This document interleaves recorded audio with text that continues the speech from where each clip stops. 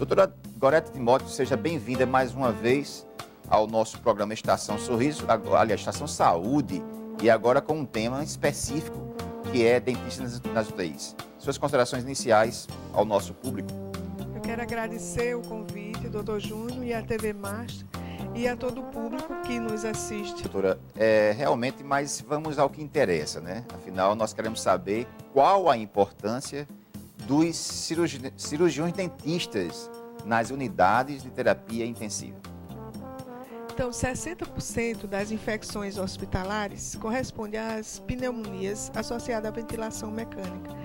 E a presença dos cirurgiões dentistas com medidas preventivas tem diminuído esse quadro de infecção. Que é, inclusive, a segunda causa, me parece, né? De infecção. É a segunda maior causa das infecções respiratórias. Ok. Inclusive, quando a doutora fala na questão da pneumonia, o paciente, no caso, que adquire essa pneumonia, normalmente ele está entubado, é isso?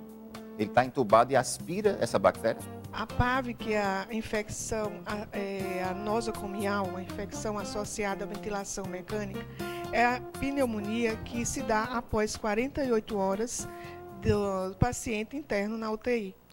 Ok. Inclusive, dados, volto a dizer novamente, se você quiser conhecer mais esse trabalho dos dentistas nas UTIs, né, que é uma realidade hoje na Paraíba e também em todo o Brasil. E tem dados aqui na internet que fala que diminui em 30% as infecções, só o fato de ter a presença desse profissional executando os procedimentos básicos. Agora, doutora, o que se percebe aqui, por exemplo, aqui na Paraíba, eu não tenho um conhecimento de concreto, mas eu vejo já cirurgiões dentistas, colegas nossos, em alguns hospitais públicos, tanto da rede estadual como da rede municipal. Mas eu não tenho visto ainda, quer dizer, eu não tenho isso concretamente, não estou falando de forma concreta, mas tem até uma pessoa minha, inclusive conhecido meu, que está na UTI, eu fui visitá-lo e não vi a presença do cirurgião dentista na UTI. Existe alguma lei hoje que regulariza tudo isso?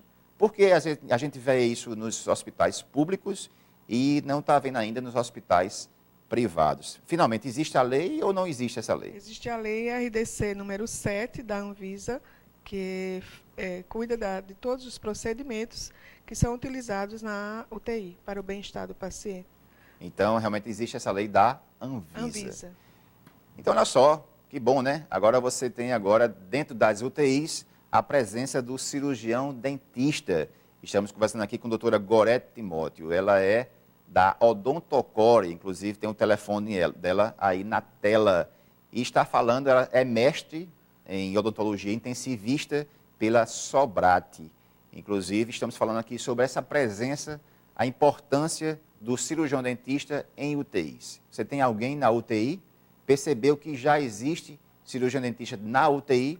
Pois é, nos hospitais públicos da rede estadual e municipal, muitos deles aqui em João Pessoa já têm o dentista na UTI. Agora, doutora, nós falamos inclusive na rede privada e na rede pública. Na rede pública a gente vê esse constante trabalho, inclusive a doutora tem esse trabalho sendo desenvolvido, me parece que a doutora faz parte do grupo, de uma equipe do hospital de Arlinda Marques. Arlinda Marques. Infantil Arlinda Marques. Aliás, parabenizar o hospital pela estratégia que se montou dentro da UTI. Mas é possível, doutora, se observar em um paciente, por exemplo, um paciente que não tem assistência, né? Muitas pessoas estão nos assistindo e tem um parente, um vizinho, alguém que está na UTI. O que se observa, né, no caso, em um paciente que não tem essa assistência? Então, a própria boca já é um lugar onde existem micro-organismos, bactérias, fungos.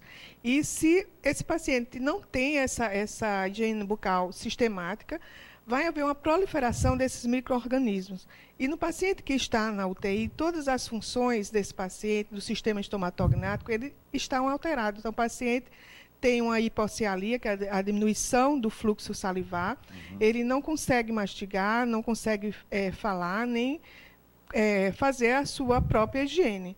Então, a necessidade desse profissional, né, que faça essa higiene, esses procedimentos preventivos, para que esse paciente ele não chegue a ter outras infecções. Então, outras infecções na cavidade oral, como a candidíase, que vai gerar dor e limitar ainda mais esse paciente, né? Mais problemas para o paciente. Inclusive, a boca, na realidade, ela funciona como uma estufa, né? Mais ou menos uma coisa desse tipo assim. Vírus, né? Bactérias, fungos estão ali presentes. Então, imagine você numa situação, né? Interrompendo um pouquinho aqui, só para as pessoas entenderem. Você escova seu dente manhã, tarde e noite. Tenta fazer isso e ficar sem escovar um dia. A sensação que você vai ter, né, se você não fizer essa higiene bucal. Imagina um paciente em UTI, né, altamente, vamos dizer assim, dependente das pessoas, da equipe, e não ter esse profissional. É como a doutora falou, você tem ali uma quantidade enorme de bactérias, milhares de bactérias, se multiplicando. Agora, doutora... Júnior, só acrescentando, sem contar que esse paciente está com o sistema imunológico deficiente. E, com certeza. Inclusive, houve um caso, doutora, só para lembrar, o caso foi Beto Carreiro, se eu não me engano, foi esse caso que levou a toda essa repercussão em todo o país.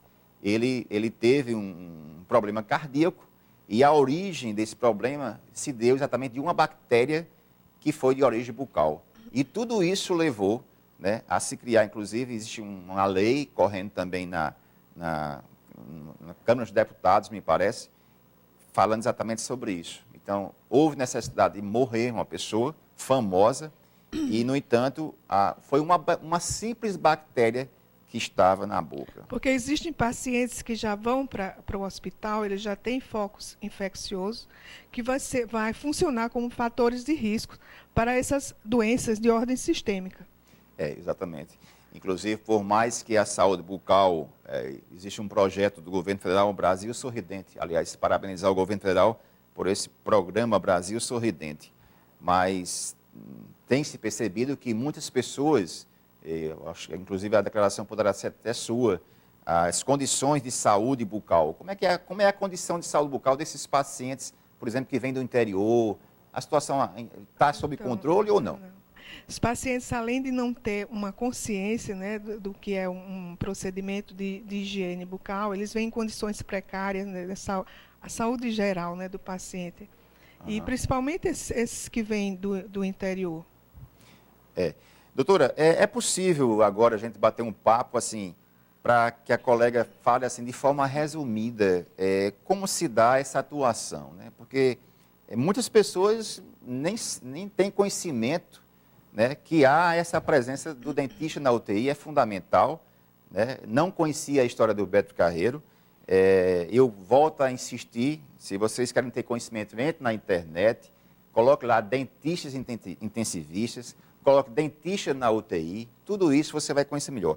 Mas, de forma resumida, como se dá essa atuação dos profissionais? Então, nós fazemos, além das medidas preventivas, nós fazemos parte dessa equipe, nós temos também medidas de diagnóstico, nós podemos contribuir para fechar diagnósticos. Também podemos fazer outras medidas quando são solicitadas pela própria equipe, pelo médico. E nós fazemos procedimentos não invasivos e em pacientes que estejam estáveis. E, inclusive, doutora, os órgãos, me parece, os órgãos vitais para uma bactéria dessa é o pulmão e o coração. Não é isso mesmo? Isso. Ou seja, não... E vocês controlam o que exatamente? O que é que tem na boca ali que vai ser controlado? É um chamado biofilme. E o que é o biofilme nesse caso? São um acúmulo, né, dos micro-organismos em todas as estruturas da cavidade oral. Mas é só no dente, não? Não. Na língua, né, na mucosa, em todo o ambiente da cavidade oral. Ok. Na região da orofaringe também. Pois não. Outra coisa, Alisson, nós temos algumas imagens na internet. Vamos ver se a gente consegue ver algumas imagens. Bem, aí nós estamos vendo exatamente uma das colegas atuando em UTI. No caso aí, doutora, esse procedimento básico que ela está fazendo, normalmente, como é esse procedimento? Esse procedimento ele usa que tipo de produto? Nós podemos usar a clorexidina, mas também nós podemos fazer alguns procedimentos, por exemplo, pacientes que têm problemas de sequelas neurológicas, que apresentam as superfícies dentárias pontiagudas. Nós podemos fazer um desgaste, são procedimentos simples e rápidos, desde que seja também autorizado pelo próprio médico. A gente vê aí uma imagem exatamente em UTI, a gente vê que é um senhor de uma certa idade e esses procedimentos são feitos hoje já em UTI pelo cirurgião dentista. No caso, eu percebo também que há um cuidado especial na questão da biossegurança, não é isso? Isso. Nós seguimos todos os padrões da UTI, né, doutora, pronto, aí está. Aí é aquela conversa que nós estávamos falando a respeito do biofilme, né?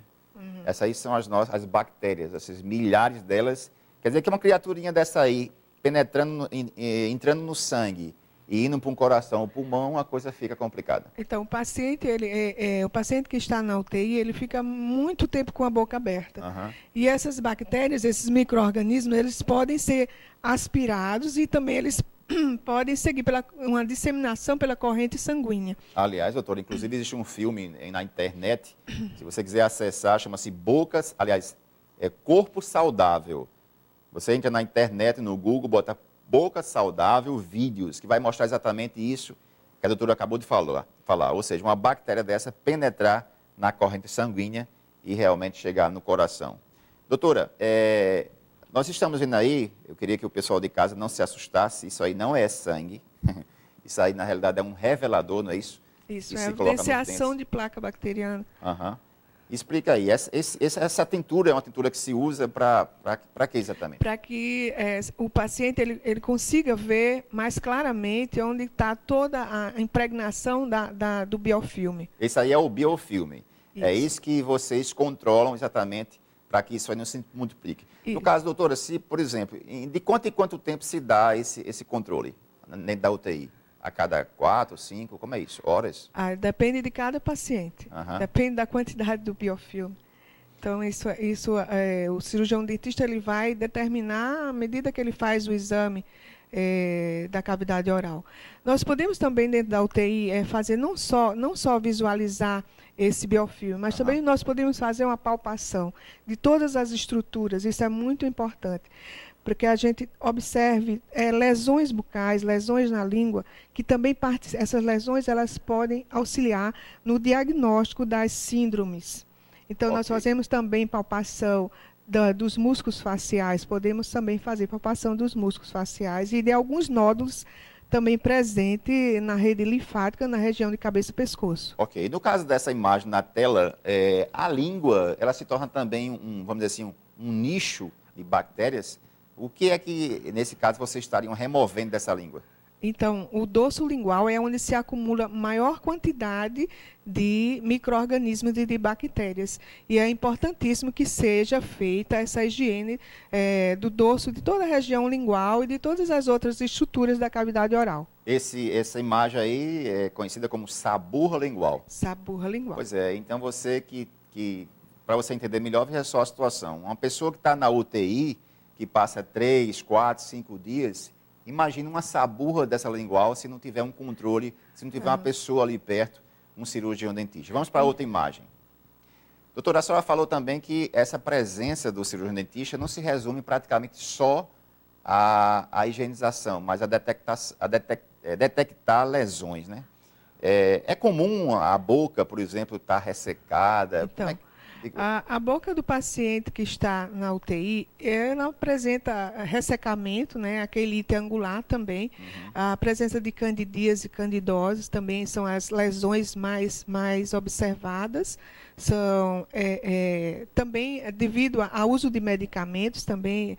Assim que o medicamento muitas vezes diminui a saliva, né? Diminui a saliva, mas também algumas medicações causam o aparecimento de lesões na cavidade oral. Esse caso aí, inclusive, doutora, foi da internet, mostrando exatamente a candidíase, e a gente percebe o quê? Uma rachadura, né?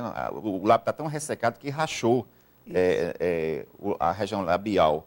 Nesse caso aí, o dentista também consegue ter esse controle, né? Ou seja, além da medicação que o dentista vai poder fazer, né, nesses casos, ele vai fazer a profilaxia, vai fazer a higiene, né, e também vai prescrever para a equipe toda a medicação necessária que vai ser utilizada nesses pacientes. De acordo com o prontuário médico, com um trabalho em equipe.